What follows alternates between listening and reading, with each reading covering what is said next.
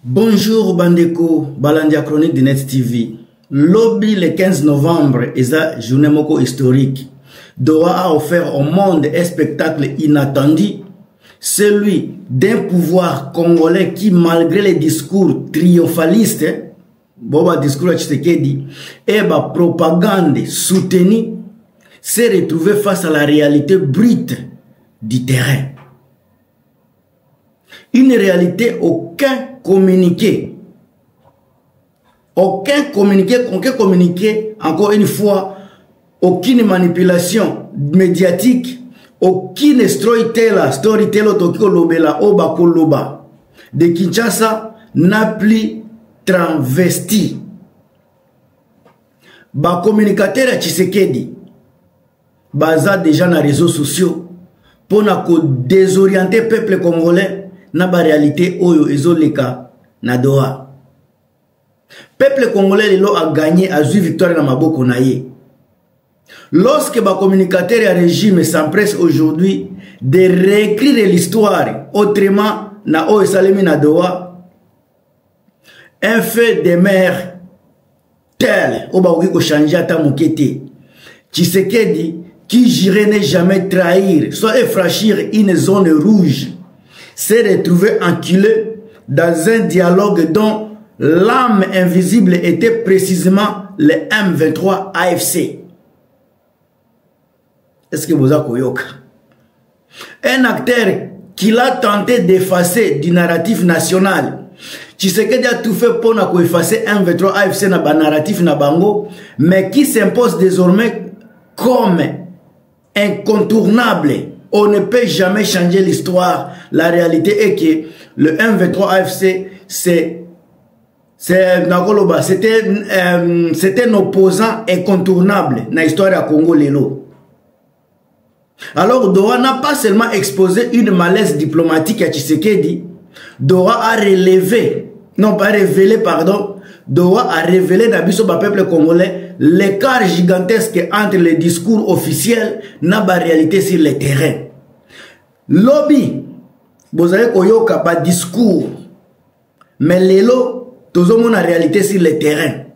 Qui gagne? Alors ce soir, soit une journée, ils ont dépend dans tango boko zwangai, menga nazo sala vidéo na kati na soirée. Naza kopé sabino analyse. Ya koyebi sabino ba masolo. Oyo bandeko na biso ba communicateur ya Tshisekedi baza koya ko renverser koloba ba contraire. Mais naza kopé sabino ba vérité et non ba manipulation ya kisasa. Naza ko dévoiler na kati ya émission oyo avenir ya force na kati ya mboka na biso na légitimité ya pouvoir oyo baza ko forcer tout en sachant que Tshisekedi aza ko keir aza ko recevoir lelo ba fruit ya musala na ye ko braquer ba élection illégitime président lelo aza ko récolter oyo asema ki lobby. Alors bon se préparer nazo kota sika na kacha ba détail oyo na préparaki pona bino balandi ya Chronique de Net TV. Na kobosa na jamais bandeko oyo baza ko soutenir chaîne nanga chaque jour boza ko se pumone ko tia batana bino pona kotala nga, ça me fait vraiment bien. Ndeko nangai Amisi Chikandi Shanji na niveau ya Kolwezi, Crispin Lumbu na pesi ope bambote belé, tozana Kisala Fumu, ndeko nangai Dieudonné Mponde na Kisangani na pesi ope mbote ya tro, André Potopoto na pesi mbote, Soni Mutumba, Boza Ebele, Lukusaka Bamba, merci na basoutien na bino, sans oublier maman nangai Marie-Antoinette Makayabu na niveau ya France, François Mboukou Kassa, président FMK oyo parti politique eza ko œuvrer pour na changement na mboka na biso ya Congo, tozana ba Chirac Makayabu, ba Crispin Kaimbe, en tout cas Boza Ebele, Père Okende, Thérèse Dissabe, Grâce Kibo Monetali, merci na soutien na bino. Alors nini nde ba communicateur ya Chilombo bazo bomba biso bango tunano baza desi botala bilongi na bango ba information baza kopesa eza information ya déception. Communication ya Tshisekedi bango tout bakasaye baza déçu. Soki botali bien majorité nazolo ba majorité ba basalela ka Tshisekedi information eza baluba bango nyonso baza déçu boyoka ba information baza komema na ba autres oyoka baza kokosa biso. Alors après signature les nazopesa bino leçon nazopesa ba communicateur à Chilombo leçon morale. La communication ne peut plus couvrir l'écart entre les discours et la réalité. Comme une difficulté, il y a koloba, la réalité. Comme il y a un discours. Qui ça Oyo a longtemps affirmé qu'on ne parlerait jamais au M23. On ne franchira jamais une zone rouge. L'ennemi est sous contrôle. Maloba, il y a communication, il y a Tshisekedi Yangwana. Ne jamais parler à M23, ne jamais franchir la zone rouge et que l'ennemi est sous contrôle. Bah, l'élément misatouana ezalaki komema communication ya Chilombo. Mais Dora Lelo, avec la présence de Benjamin Mbonimpa, nani oyo Bertrand Bisimwa, na équipe Mobimbawana, ils ont montré au monde que Tshisekedi s'est rendu dans un cadre où l'interlocuteur indirect était précisément le M23 AFC.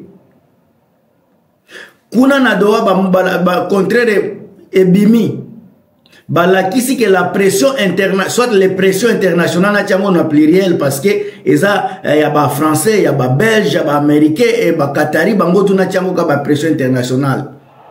Ont poussé à accepter un format qu'il disait refuser. Oyo bango balobaki bako franchir été yango baouti kosala. Troisième élément, rapport des forces militaires sur le terrain ne correspondent plus à la version officielle. Trois éléments na pesibino oyo bango balobaki, on ne parlera jamais au M23. Botala contre nango eza Tshisekedi s'est rendu dans un cadre où l'interlocuteur indirect était précisément le M23. O balobaki bakolobisate, mais que c'est lui qui est la personne la plus importante à kolobisa. Yami bale balobi bakoskati saka jamais ba zone rouge. Mais ce qui botangi makamona oti koyebisa bino, vous allez voir que la deuxième point est la pression internationale, la pression locale a poussé Tshisekedi à un format qu'il disait refuser. Ouais, bazoloba, jamais il ne franchira jamais la zone rouge. L'ennemi est sous contrôle. Troisième élément, baza kutambula nango. L'ennemi est sous contrôle. Bande konangai. Troisième élément, il y a contraire à makambaza koloba.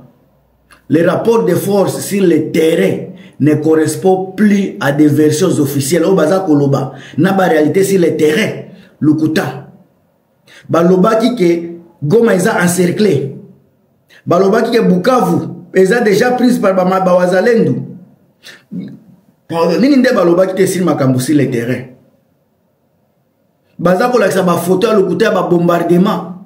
Mais est-ce que eza ya solo ou bien bozomona ba vérité mususu? Leçon morale on a kopesa na ba communicateur ya Chilombo. La propagande fonctionne tant que les faits ne les contredisent pas. Propagande kosala nango et ko fonctionner, mais tant que banini ba fait ya ko contredire yango ezate. Mais lelo na doa bomoni contradiction.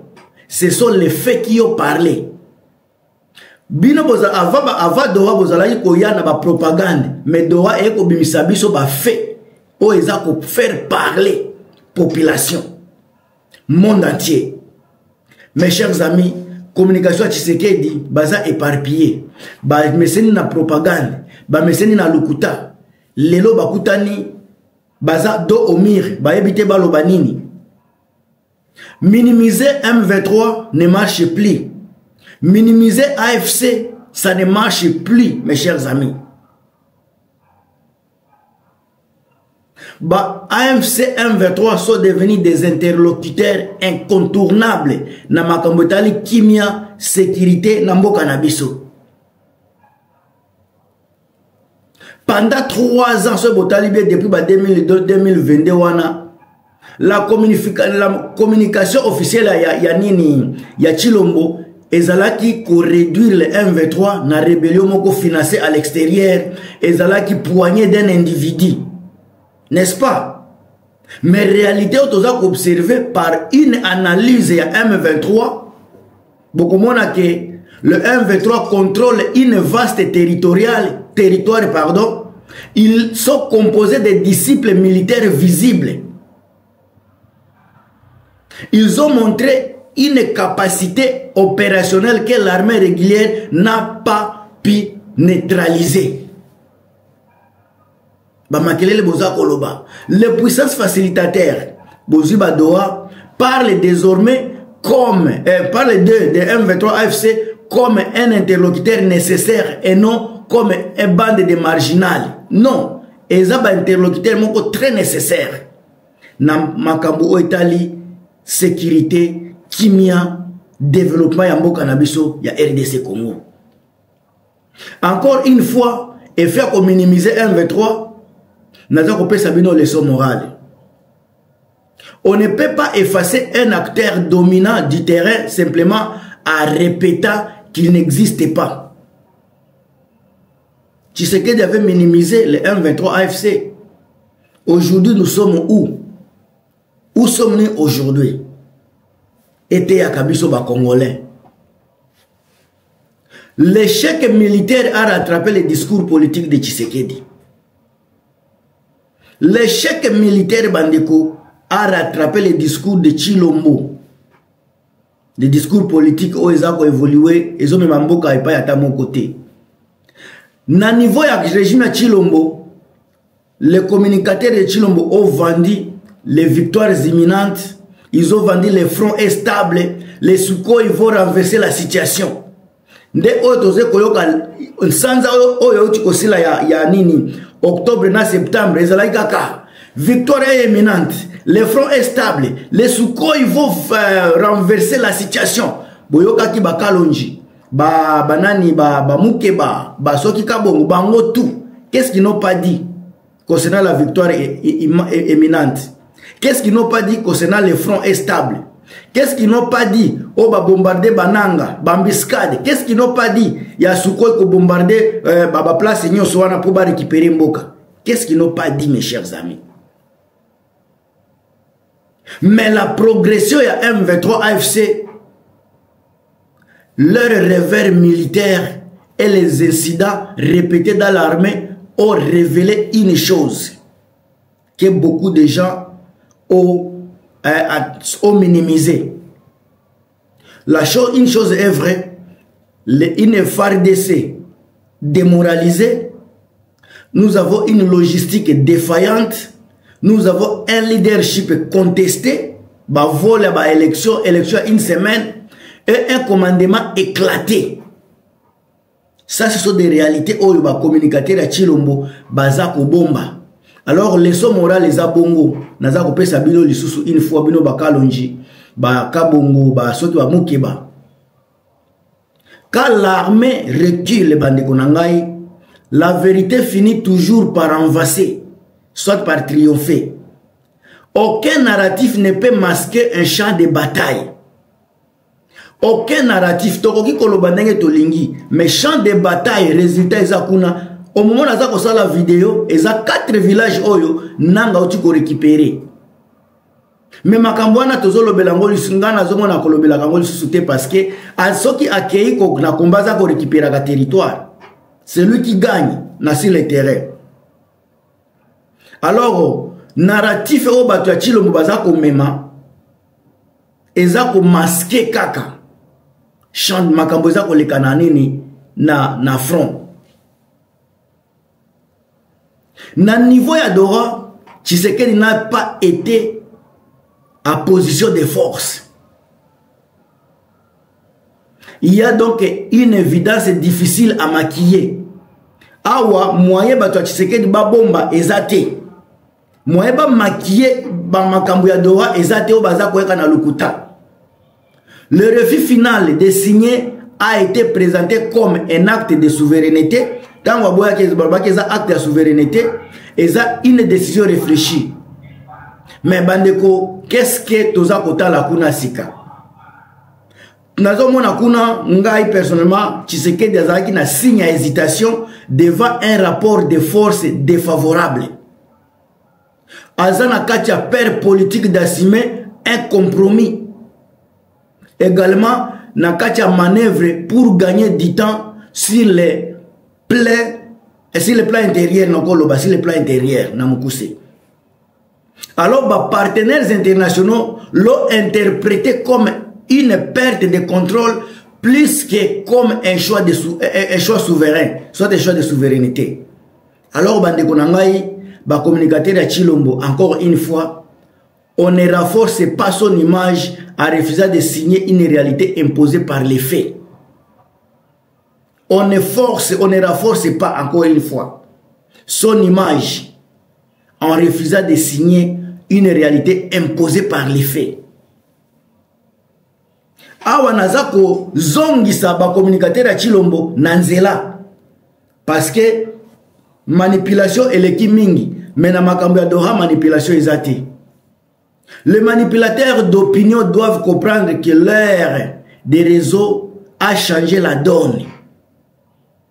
Hier, il était possible d'imposer un récit. Mais aujourd'hui, tous dans les réseaux sociaux, les images du front circulent en temps réel. Les contradictions sont vite exposées. Les Congolais sont mieux informés aujourd'hui. Peuple congolais a informé.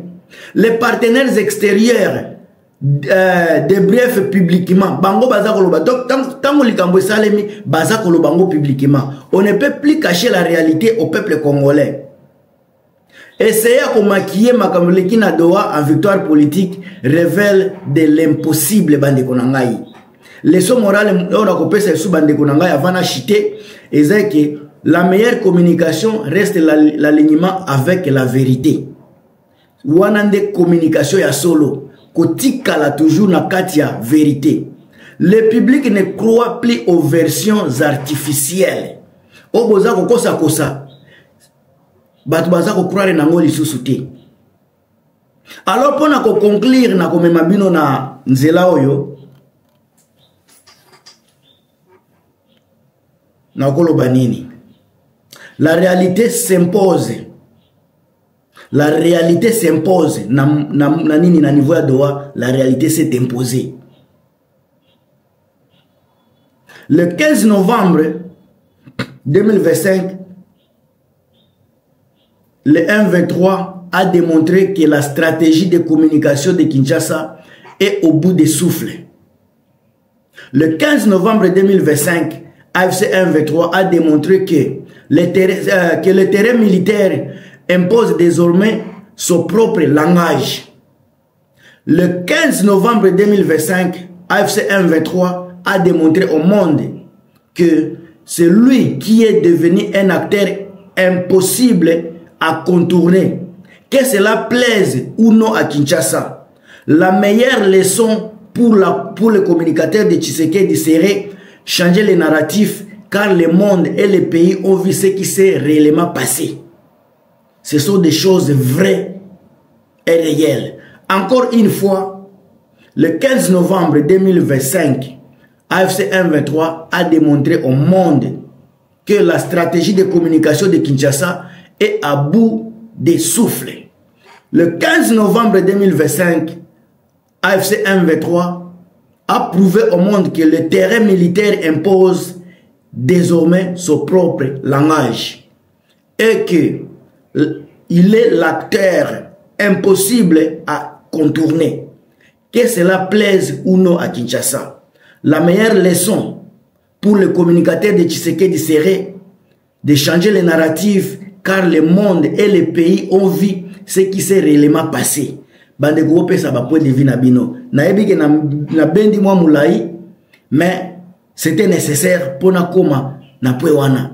Bande ko na pesi bino mbote ya troisika boza, bande ko boza na nini na Congo central, na zuba informa nini ba coup de fil na bino, ba message na bino ebele Congo mobimba na loba Afrique entier, merci na ba soutien na bino, ba question na bino eza ebele et puis légitime.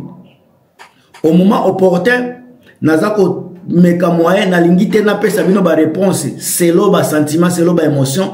À chaque question, il faut une réflexion. Boza ebele na ba question na bino na ko répondre yango au temps opportun. Bande konanga boza na États-Unis, na Canada, awa na Europe mobimba, merci na soutien na bino. On est ensemble, partagez, commentez, abonnez-vous.